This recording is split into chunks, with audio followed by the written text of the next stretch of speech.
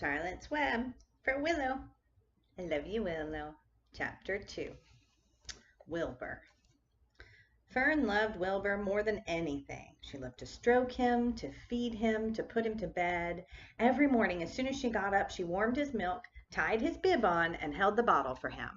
Every afternoon, when the school bus stopped in front of her house, she jumped out and ran to the kitchen to fix another bottle for him. She fed him again at supper time and again just before going to bed. Mrs. Arable gave him a feeding around noontime each day when Fern was away at school. Wilbur loved his milk, and he was never happier than when Fern was warming up a bottle for him. He would stand and gaze up at her with adoring eyes. For the first few days of his life, Wilbur was allowed to live in a box near the stove in the kitchen. Then, when Mrs. Arable complained, he was moved to a bigger box in the woodshed. At 2 weeks of age, he was moved outdoors. It was apple blossom time, and the days were getting warmer. Mr. Arable fixed a small yard, especially for Wilbur, under an apple tree, and gave him a large wooden box full of straw with a doorway cut in it so he could walk in and out as he pleased. Check out Wilbur's house. "Won't it be cold at night?" asked Fern. "No," said her father. "You watch and see what he does." Carrying a bottle of milk, Fern sat down under the apple tree inside the yard. Wilbur ran to her, and she held the bottle for him while he sucked. When he had finished the last drop, he grunted and walked sleepily into the box. Fern peered through the door. Wilbur was poking the straw with his snout. In a short time, he had dug a tunnel in the straw. He crawled into the tunnel and disappeared from sight, completely covered with straw. Fern was enchanted. It relieved her mind to know that her baby would sleep covered up and would stay warm. Every morning after breakfast, Wilbur walked out to the road with Fern and waited with her till the bus came. She would wave goodbye to him, and he would stand and watch the bus until it vanished around a turn.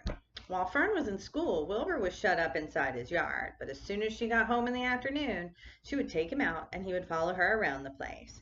If she went into the house, Wilbur went too. If she went upstairs, Wilbur would wait at the bottom step until she came down again.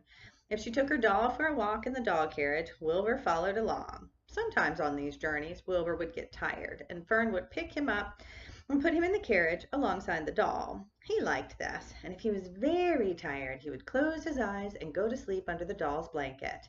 He looked cute when his eyes were closed because his lashes were so long. The doll would close her eyes too, and Fern would wheel the carriage very slowly and smoothly so as not to wake her infants. Check it out! One warm afternoon, Fern and Avery put on bathing suits and went down to the brook for a swim. Wilbur tagged along at Fern's heels. When she waded into the brook, Wilbur waded in with her. He found the water quite cold, too cold for his liking. So while the children swam and played and splashed water at each other, Wilbur amused himself in the mud along the edge of the brook, where it was warm and moist and delightfully sticky and juicy. Every day was a happy day, and every night was peaceful. Wilbur was what farmers call a spring pig, which simply means that he was born in springtime. When he was 5 weeks old, Mr. Arable said he was now big enough to sell and would have to be sold. Fern broke down and wept, but her father was firm about it. Wilbur's appetite has increased. He was beginning to eat scraps of food in addition to milk. Mr. Arable was not willing to provide for him any longer. He had already sold Wilbur's 10 brothers and sisters. "He's got to go, Fern," he said. "You've had your fun raising a baby pig, but Wilbur is not a baby any longer, and he has got to be sold." "Call up the Zuckermans," suggested Mrs. Arable to Fern. "Your Uncle Homer sometimes raises a pig, and if Wilbur goes there to live, you can walk down the road and visit him as often as you'd like." "How much money should I ask for him?" Fern wanted to know. "Well," said her father, "he's a runt. Tell your Uncle Homer you've got a pig you'll sell for $6 and see what he says." It was soon arranged. Fern phoned and got her Aunt Edith, and her Aunt Edith hollered for Uncle Homer, and Uncle Homer came in from the barn and talked to Fern. When he heard that the price was only $6, he said he would buy the pig. Next day, Wilbur was taken from his home under the apple tree and went to live in a manure pile in the cellar of Zuckerman's barn.